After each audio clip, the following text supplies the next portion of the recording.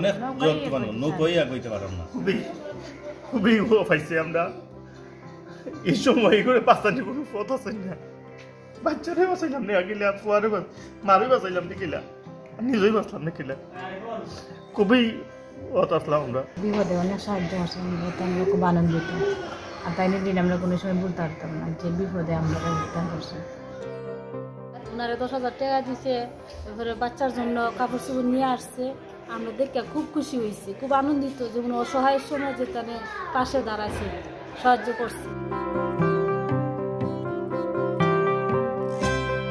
আমার আসলে মানে আমি অনেক যে ফানির মাঝে যে অবস্থায় আছি আর কি, আমার কোনো ঘর নাই, কোনো বাড়ি নাই, আমি এমনি বাড়িতে বাড়ি থাকি, মানে খুব অসহায় আছে বর্তমানে। এবার ধান চাল যত আছে সব কিছু পানির তলে বাসি।